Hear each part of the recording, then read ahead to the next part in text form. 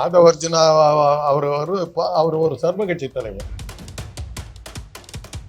அது ரஜினியை கூட ரஜினி ரசிகர்களை இவங்க அட்ராக்ட் பண்றாங்களாம். தாவேக்காவை பொறுத்தவரை என்ன வேடிக்கைன்னா, அந்த தலைவர்ல இருந்து அதுல இருக்கிற ஒருத்தர் கூட உருப்படியா அசல் உலகத்துக்கே வரமாட்டேங்கிறாங்க. விஜய்க்கு என்ன பேருனாக்க தளபதிங்கிறாங்க. தளபதிங்கிறது ஸ்டாலினுக்கு 30 வருஷம் 40 வருஷம் நம்ம தளபதினாக்க ஸ்டாலின் தெரியும் எல்லாத்துக்கும். அதுக்கப்புறம் திடீர்னு ஒரு நாள் நான் சூப்பர் ஸ்டார்னாரு. நீங்க கல்லூரி மாணவிகளை போய் கேட்டீங்கன்னா உங்களுக்கு ரோல் மாடல் யாருன்னா ஜெயலலிதா. என்னடான்னா ஆண்கள் காலில் விழுந்தாங்க. அப்பதான் தெரிஞ்சது ரஜினிகாந்த்ங்கிற மாயை மக்கள் மத்தியில இல்லை. ரஜினிகாந்த் ஒரு கோலை பயந்தாங்குள்ளி அப்படிங்கிற மாதிரி பண்ணிவிட்டார். இவர் பேசுறதுக்கு அதுக்கு தான் அர்த்தம் அப்படிதான் வந்துருச்சு.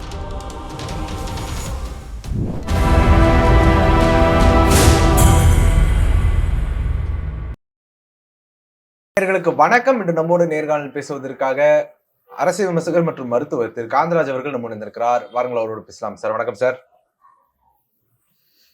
தமிழக வெற்றி கழகத்தினுடைய ஆதவர்ஜுனா அவர்கள் சமீபத்துல பேசின ஒரு பேச்சு ரொம்ப கவனத்தை பெற்று இருக்குது. என்னன்னா, ரஜினிகாந்த் அவர்களை தொடர்புபடுத்தி ரஜினிகாந்த் அவர்கள் அரசியலுக்கு வரவிடாம தடுத்து அவருடைய அரசியல் பயணம் தடைபடுறதுக்கான காரணமே திமுக தான். திமுக மிரட்டுச்சு, அதனால ரஜினி அவர்கள் பின்வாங்கிட்டாருன்னு ஒரு கருத்து சொன்னாரு. அதுக்கப்புறம் ரஜினி அவர்களும் எதிர்த்து பேசினாரு. அதாவது காலம் பதில் சொல்லாது, காத்திருந்து பதில் சொல்லும் அப்படின்னு பதில கொடுத்திருந்தாரு. இந்த நிலையில ஆதவர்ஜுனா அவர்கள் மன்னிப்பு கேட்டிருக்கிறாரு. எப்படி பாக்குறீங்க சார் ஆதவர்ஜுனா அவர்கள் செயல்பாடு? ஆதவர்ஜுனா அவர் ஒரு சர்வ கட்சி தலைவர். அவர் இல்லாத கட்சியே கிடையாது தமிழ்நாட்டில். திமுக தவிர திமுகவில் கூட இருந்தாருன்னு நினைக்கிறேன். எல்லா கட்சியிலுமே இருந்திருக்காரு. விசிகவில் இருக்கும்போது பட்டியலத்தை சேர்ந்த ஒரு முதலமைச்சராக ஆக்காமல் விட மாட்டேன்னு பேசிக்கிட்டு இருந்தார். அது மாதிரி போகிற இடத்துல சொன்ன வேலையை செஞ்சு அது மாதிரி பேசுவார். அவங்க அந்த தாவேக்காவை பொறுத்தவரை என்ன வேடிக்கைன்னா, அந்த தலைவர்ல இருந்து அதில் இருக்கிற ஒருத்தர் கூட உருப்படியா அசல் உலகத்துக்கே வரமாட்டேங்கிறாங்க. விஜய்க்கு என்ன பேருனாக்க தளபதிங்கிறாங்க. தளபதிங்கிறது ஸ்டாலினுக்கு 30 வருஷம் 40 வருஷம் நம்ம தளபதினாக்க ஸ்டாலின் தெரியும் எல்லாத்துக்கும். அதுக்கப்புறம் திடீர்னு ஒரு நாள் நான் சூப்பர் ஸ்டார்னாரு. சூப்பர் ஸ்டார் யாருன்னு கேட்டால் சின்ன குழந்தைங்க சொல்லணும்னு பாட்டெல்லாமே இருக்குது. அப்படி இருக்கும்போது அந்த பேரை வச்சுக்கிட்டாரு. எதையுமே சொந்தத்தில் வச்சுக்க மாட்டேங்கிறாரு. இது ஒரு கனவுலக வாழ்க்கையிலே வாழ்ந்துக்கிட்டு இருக்கிறாங்க. ரஜினிகாந்த் அவங்க நிறுத்திவிட்டாங்க, இவரை நிறுத்திவிட்டாங்க. எங்ககிட்ட ராகுல் காந்தி பேசினார், எங்ககிட்ட புட்டின் பேசினார், எங்ககிட்ட ட்ரம்ப் பேசினார். இப்போ பேசிக்கிட்டு இருக்காங்களே ஒழி யார் பேசுனா? இன்னைக்கு வரல அரசியல் ரீதியாக அவங்க என்ன வெற்றி அடைஞ்சிருக்காங்க? தாவேக்கா உங்கள் மீடியாக்கள் நீங்கள் யூடியூப் இல்லைன்னா அவங்க ஏது? நீங்கள் கொடுக்குற விளம்பரத்தை தவிர அவங்களுக்கு வேற என்ன இருக்குது? கூட்டத்தை காட்டிக்கிட்டே இருக்காங்க. அது என்டிஏ கூட்டணியில் இருக்கிறதுனால அவங்களுக்கு பாஜக முழு செல்வாக்கையும் பயன்படுத்தி ஒரு பெரிய கூட்டத்தை காட்டி நாளைக்கு வெற்றி பெற்றால் இந்த இவ்வளோ பெரிய கூட்டமே எங்களுக்கு ஓட்டு போட்டுச்சு, அதனால தான் நாங்கள் ஜெயிச்சோங்கிறத நியாயப்படுத்துறதுக்காக அந்த கூட்டத்தை காட்டிகிட்டு இருக்காங்க. அதே சமயத்தில் எதிரணி ஒன்றும் சளைச்சிக்கிட்டு இல்லையே. நீ 4 லட்சம் பேரை கூட்டுறேன்னாக்கா உடனே அடுத்த நாளே அடுத்த ஒரு 24 மணி நேரம் கழிச்சு பக்கத்து ஊரில் உதயநிதி போடுறாரு, அதை விட பெரிய கூட்டத்தை காட்டுறாரு. அங்கே கூட்டம்னு எடுத்தீங்கன்னா 4 வருஷமா அரசியலில் இருந்தாங்களா இல்லையான்னு கூட தெரியாது. தேமுதிக அவங்க பிரேமலதா அவங்க ஒரு கூட்டம் போடுறாங்க, விஜய்க்கு வந்த கூட்டத்தை விட பெரிய கூட்டம் நிற்குது. ஆக அந்த கூட்டத்தை வச்சுட்டு எதை காட்டுறீங்க? இந்த கூட்டத்தை வச்சுட்டு நீங்கள் உங்களுடைய வெற்றியை நியாயப்படுத்த முடியாது. ஞானேஷ்குமார் ரொம்ப கஷ்டப்பட வேண்டியிருக்கும் தடவை. அவ்வளோ சுலபமாக இருக்காது. ஏன்னா நான் கேள்விப்பட்ட அளவில் அவங்களுடைய கூட்டணியில் இருக்கவங்களே அந்த என்டிஏவில் இருக்க சில பெரிய தலைகளே சொன்னாங்க, திமுகவை அசைக்கிறது அவ்வளோ சுலபமாக இல்லை சார். நாம் என்னென்ன விதத்தில் ஓட்டுக்களை மாற்றலான்னு பிளான் பண்ணுறோமோ அந்த இடத்துலலாம் தான் ஆளை வச்சுருக்காங்க. அவங்க ஒவ்வொரு ஓட்டுக்கும் ஒரு ஆளை வச்சுருக்காங்க. அந்த அளவு இருக்குது. அதனால் கொஞ்சம் கஷ்டம்தான். மற்ற பீகார் மாதிரியோ மகாராஷ்டிரா மாதிரியோ தமிழ்நாட்டில் செய்கிறது அவ்வளோ சுலபம் இல்லை. ஏன்னா திமுகவினுடைய தேர்தல் களம் ரொம்ப ஸ்ட்ராங்காக இருக்குது அப்படின்னு. ரெண்டாவது இன்னொரு கணக்கு பார்த்தீங்கன்னாக்க தமிழ்நாட்டில் இருக்கிற அத்தனை எதிர்கட்சிகள் அத்தனை கட்சிகளும் ஒன்றா சேர்ந்த திமுக கூட்டணியில் இருக்காங்க. யார் பாக்கி இவங்களை தவிர? இவங்க கூட்டணியில் யார், என்டிஏ கூட்டணியில் யார் இருக்கான்னு கேட்டால் இது ஒன்றும் யாருக்குமே தெரியல. யாருக்குமே என்டிஏ கூட்டணி வெற்றி பெறும் ரைட்டு, அந்த கூட்டணியில் யார் இருக்கிறா? பாஜகவை தவிர ஒரு பேரை சொல்லு. தாவேக்கா இருக்கா இல்லையான்னு உனக்கும் தெரியல, அவங்களுக்கும் தெரியல. இந்த கவுண்ட் பண்ணி தான் சொல்லுவார். இது கரகாட்டக்காரன் முதல்ல இதை பெட்ரோலை ஊற்றின ஓடிச்சு, அப்புறம் கேரசனை ஊற்றின ஓடிச்சு, அப்புறம் வந்து இதில் ஊற்றின இந்த எண்ணெய் ஊற்றின. இப்போ எதை ஊற்றுறேன்னு எனக்கும் தெரியல, எதை குடிச்சிட்டு ஓடுறோன்னு அதுக்கும் தெரியலங்கிற மாதிரி இந்த தாவேக்காங்கிற கட்சி எதை நம்பிக்கிட்டு கட்சி நடத்திக்கிட்டு இருக்குது, எப்படி போயிட்டு இருக்குதுன்னு யாருக்குமே தெரியல. அப்படிப்பட்ட கட்சி இருக்கிற ஆதவர்ஜன் அவருடைய பொழப்பை நடத்துறதுக்காக அவர் இது பண்ணிட்டு இருக்காரு. மிஞ்சி போனா என்ன, இந்த கட்சி இந்த எலெக்ஷன் முடிஞ்சதுக்கு அப்புறம் ஆதவர்ஜன் வந்து பழையபடி ஒரு லாட்டரி டிக்கெட் விற்கிறது அது இதெல்லாம் போகலாம். இல்ல சார், இது பத்தி நம்ம பேசணும் மாதிரி நம்ம ரஜினிகாந்த் அவர்களை பத்தி நம்ம பார்க்கணும் சார். என்னன்னா ரஜினிகாந்த் அவர்களை பத்தி ரொம்ப என்ன சொல்றது, ஒரு உண்மைக்கு புறம்பான ஒரு விஷயத்த சொல்லி அவர் சிக்கி இருக்கிறாரு. அப்படிங்கிறப்போ ரஜினிகாந்த் அவர்களே வந்து மறுப்பு தெரிவிக்கிறாரு. அப்படி இருக்கையில இந்த ரஜினிகாந்த் அவர்களை இழுத்து இந்த இடத்துல மேடையில பேசணும் அப்படிங்கிற அவசியம் இவருக்கு என்ன? அதாவது ரஜினியை கூட வந்து ரஜினி ரசிகர்களை இவங்க அட்ராக்ட் பண்றாங்களாம். ரஜினியை வந்து திமுக மிரட்டுச்சுன்னு காட்டி திமுகவுக்கு ரஜினிக்கு விரோதம் இருக்குதுங்கிறத காட்டுறதுக்கு அதை அவங்க சொல்லியிருக்காங்க. பேக் ஃபயர் ஆயிடுச்சு, அவ்வளோதான். அதில் ரஜினியை கவலைப்படுத்திட்டாங்கிறது அவங்களுக்கு புரியல. மிரட்டினா பயந்துக்கிற மாதிரி அவங்க ரஜினி ரசிகர்கள் நினைச்சதே கிடையாது. ரஜினி ரசிகர்களுடைய ஒரே இது என்னன்னா, ரஜினி வந்து நின்னார்னா கடவுளே கூட வந்து ரஜினி கிட்ட மண்டிடுவாருன்னு தான் அந்த ரசிகன் நினைக்கிறான்.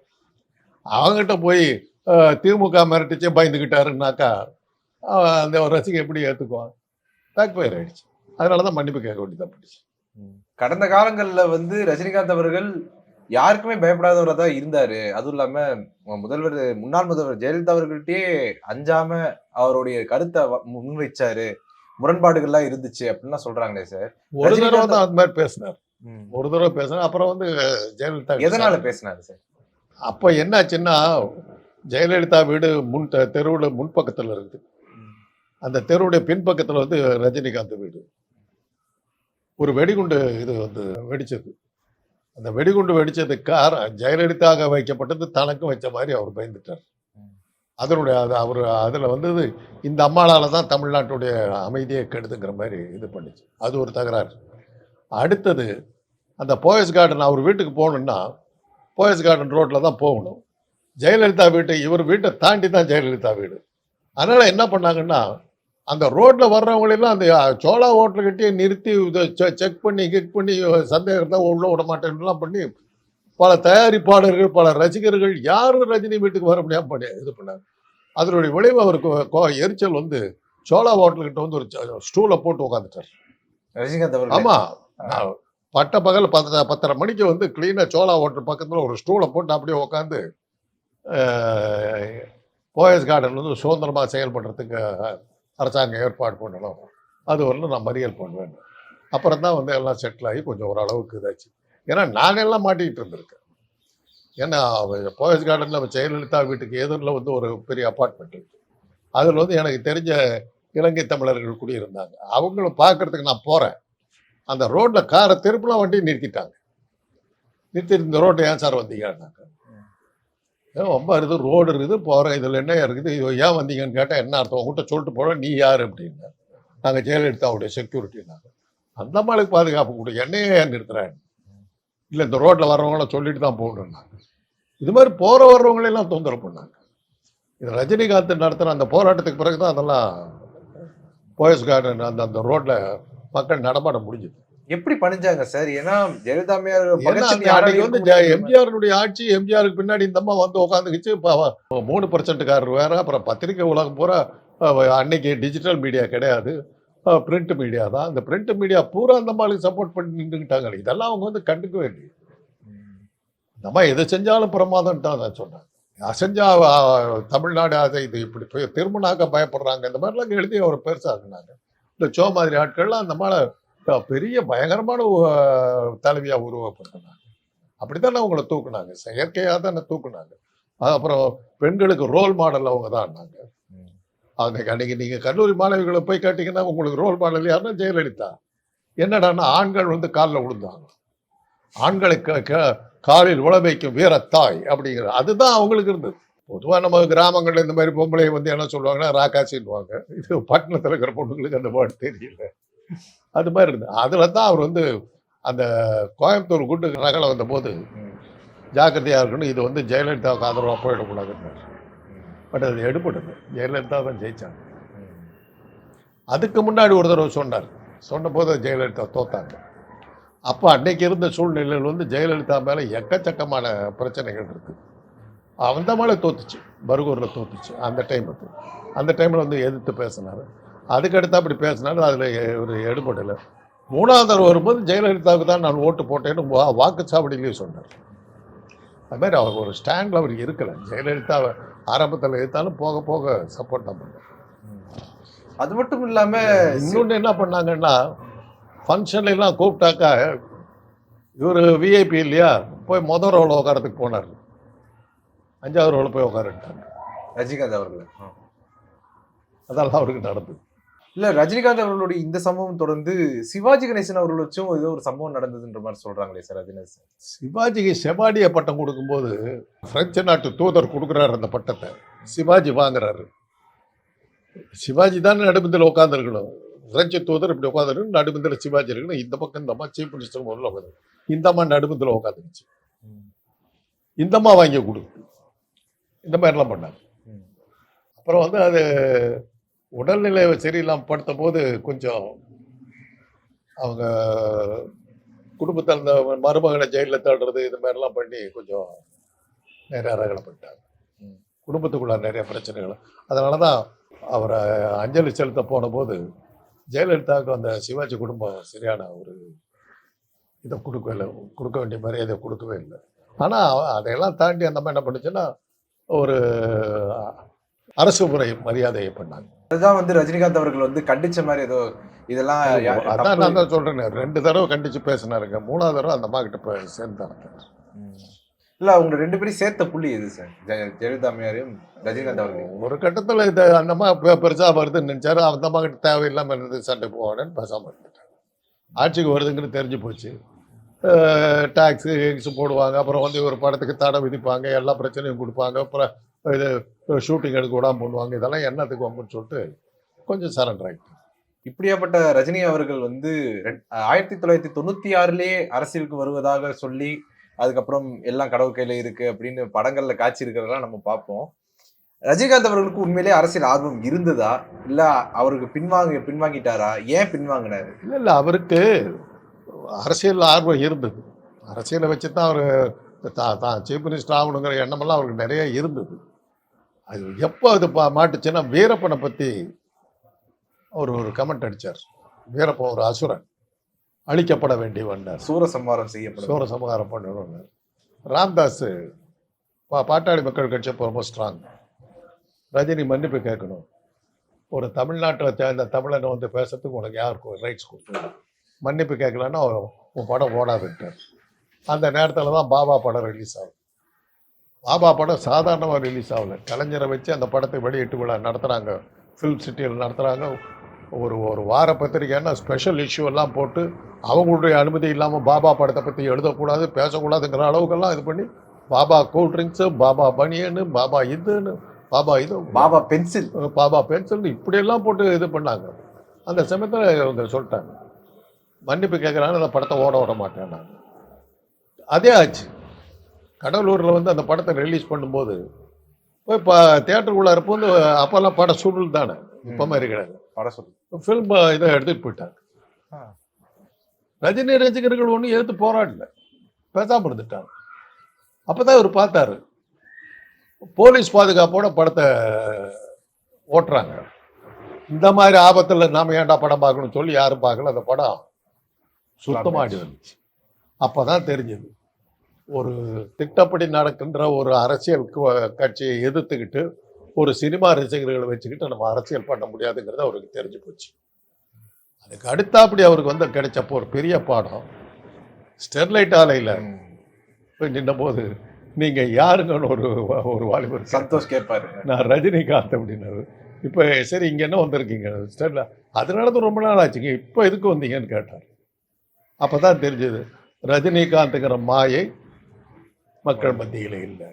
இதெல்லாம் தெரிஞ்சதுக்கப்புறம் அதுக்கப்புறமா அமித்ஷா வழக்கப்படி அவரை மிரட்டினார் அமலாக்கத்துறை. அப்போ தான் ஒரு புது படத்துக்கு பூஜை போட்டு ஹைதராபாத்தில் ஷூட்டிங் நடக்குது. இவர்கிட்ட இருந்து எப்போ உடனே கட்சி ஆரம்பிச்சு ராகவேந்திர கல்யாண மண்டபம் தான் தலைமை கழகம் போட்டாச்சு. உடனே கட்சியில் உறுப்பினர்கள் உடனே நம்ம ஊரில் தான் ஒரு செட்டு இருப்பாங்களே, யார் கட்சி ஆரம்பித்தாலும் உடனே போய் இது பண்ணிக்கிறது, அது பேரெல்லாம் சொல்ல வேணாம். அந்த கூட்டம் அப்படியே போய் சேர்ந்துச்சு. அவங்களுக்கெல்லாம் பொறுப்பு கொடுத்துட்டு இதெல்லாம் பண்ணி இது கொள்கை பரப்புச்செயலாக அது இதை தான் வழக்கமாக இதெல்லாம் போட்டால் எல்லாம் பண்ணியாச்சு. பண்ணிவிட்டு ஷூட்டிங் இது பண்ணும்போது கொரோனா வந்தது. கொரோனா வந்து அட்மிட் ஆகிட்டார், ஹைதராபாத்தில் அட்மிட் ஆகிட்டார். டாக்டர்ஸ் வந்து பார்த்துட்டு இன்னும் 2 வருஷத்துக்கு சினிமா எதுவும் நடிக்கக்கூடாதுட்டார். உடனே இவர் வந்து நான் ஓய்வு எடுக்கிறேன்ட்டார். இதுக்கப்புறமா அவரை மிரட்டினா ரஜினி ரசிகன் என்ன சொல்லுவாங்க, நம்ம தலைவருக்கு உடம்பு சரியில்லைன்னா கூட விடமாட்டேன்னு பிஜேபி மிரட்டுது பாருங்க, அப்படின்னா நெகட்டிவாக போகும். ஒன்றும் பண்ண முடியல. அந்த அளவுக்கு நல்லவங்களா சார்? அவன் போட மாட்டாங்க. இப்போ என் தலைவனை உயிரை எடுக்கிறேன், என் தலைவனுக்கு விரோதமாக நீங்கள் நடக்கிறீங்கன்னா நான் எப்படி உங்களுக்கு நான் இது பண்ணுவேன்? அதில் பேசாமல் அதில் தான் ரஜினி அப்படி தான் தப்பிச்சாரு. அதுக்கப்புறம் வந்து அரசியல் பக்கம் அவர் எட்டு கொடுப்பாரு.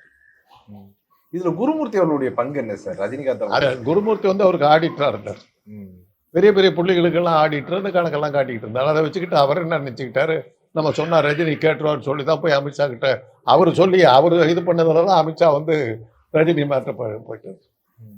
அப்புறம் தான் தெரிஞ்சு குருமூர்த்தி ஒன்றுமில்லை, நீ யாரையும் என்னை பற்றி கேட்கறதுக்குன்ட்டு போயிட்டார். ஏன்னா ரஜினி அந்த விஷயத்துலலாம் பயப்பட்டதே கிடையாது. ஒரு தடவை அவர் வீட்டுக்கு அவர் ஊட்டியில் ஷூட்டிங் நடந்துக்கிட்டு இருக்கும்போது வீட்டில் ரைட் பண்ணிட்டார். ஆனால் அவர் இப்போ வந்து வீட்டை பூரா பூட்டிகிட்டு போயிருந்தார். போனால் அவர் வீட்டை திறக்க முடியல, வெளியில் போலீஸ் போட்டாங்க. இவங்க ரஜினிக்கு தகவல் போச்சு. ரஜினி ஊட்டியிலேருந்து வரவே இல்லை. வெயிட் பண்ணுறாங்க 10 நாள் வெயிட் பண்ணாங்க, ஒன்றும் நடக்கல, பேசாம போயிட்டாங்க. அப்படியெல்லாம் பண்ணார். அது அந்த அமலாக்கத்துறையெல்லாம் அவர் கண்டு பயப்படவே இல்லை. பார்த்துக்கலாம். அதைத்தான் அவர் இதில் சொல்லும்போது, ஒரு பேட்டியில் சொல்லும்போது, என்னை கண்டு அவங்க யாருமே பயப்படலை, உங்களை கண்டு பயப்படுறாங்க, என்னுடைய ரசிகர்களாக உங்களை கண்டு பயப்படுறாங்க, அதனால் நீங்கள் தான் என்னுடைய சொத்து அப்படின்னார். ஆனால் அவர் வந்து ஸ்டெர்லைட் ஆலை விவகாரத்துக்கு பிறகு தான் வந்து அரசியல் வந்து அவருக்கு முற்றிலுமே அதுதான் அவருக்கு மிகப்பெரிய அவருக்கு விழிப்புணர்வு கொடுத்ததே. நம்ம இந்த ஏற்றுக்க மாட்டாங்க, பம்பே வேணாங்கிறத அவர் ஒதுக்கிட்டாங்க. இப்படியாப்பட்ட ரஜினிகாந்த் அவர்களை வந்து திமுக தான் மிரட்டுச்சு, திமுக தான் மிரட்டி அரசியலேருந்து வெளியே வர வச்சது அப்படின்லாம் சொல்றாரு. அதைத்தான் அப்படி சொல்லி திமுகவும் ரஜினிகாந்த் விரோதிகள் காட்டுறதுக்கு இவங்க பார்த்தாங்க. பேக் ஃபயர் ஆயிடுச்சு. ரஜினிகாந்த் ஒரு கோலை பயந்தாங்குள்ளி அப்படிங்கிற மாதிரி பண்ணிவிட்டார். இவர் பேசுறதுக்கு அதுக்கு தான் அர்த்தம் அப்படிதான் வந்துருச்சு. அவங்க அந்த மாதிரி அர்த்தம் பண்ண உடனே பயந்துட்டாரு. எதிர்மறையா போயிடுச்சு, உதப்பட்டான்ட்டாங்க, பேசாம விட்டுற. ஒரே ஒரு சின்ன விஷயம் சார், என்னன்னா இதுல திமுக வந்து ரியாக்ட் பண்ணாது அப்படிங்கிறது திமுகவுக்கு ஒரு பக்கம் லாஸா அப்படிங்கிற மாதிரி பார்க்க தோணுது சார். ஏன்னா ரஜினிகாந்த் அவர்கள் தன்னுடைய அறிக்கையில சொல்லும்போது நயினா நாகேந்திரனுக்கும் சரி, எடப்பாடி பழனிசாமி அவர்களுக்கும் சரி, பிஜேபி கூட அண்ணாமலை, இப்படி ஏகப்பட்ட பேருக்கு வந்து நன்றியெல்லாம் சொல்லியிருக்காரு. திருமாவர்களுக்கும் சரி, நக்கீரன் கோபால் அவர்களுக்கும் சரி, அவங்க எல்லாருக்குமே நன்றி சொல்லியிருக்கிறாரு. ஆனா திமுக இருக்கிற யாருமே ஒரு என்ன சொல்ற ஒரு குரல் கொடுக்காததுனால திமுக இருந்து பாருங்க யாரும் ஒருத்தர் கூட வந்து பேசவே இல்லை அப்படிங்கிற ஒரு ஃபீல் உருவாக்கிருக்காங்க. அது நீங்க சொல்ற இது அவரா சொல்லிக்கிறாரு, அதை இவங்க கவலைப்படணும். எங்களுக்கும் அவருக்கு மத்தியில் எந்த விரோதமும் இல்லை, அவ்வளவுதான், முடிஞ்சு போச்சு மேட்ரு. ஒரு சின்ன ரியாக்ஷன் கொடுத்துக்கலாம்ல அப்படிங்கிற. எதுக்காக அதை வச்சுக்கிட்டு ஒரு கதை பேசுவீங்க? என்னத்துக்கு? அவரும் கவலைப்படல, இவங்களும் கவலைப்படல, எங்களுக்குள்ளார ஒன்றும் இல்லைன்ட்டு போயிட்டாங்க. அதை அவர் சொன்னா இப்போ வந்து இடத்த வாங்கி தின்னுக்கிட்டு இருக்காரு.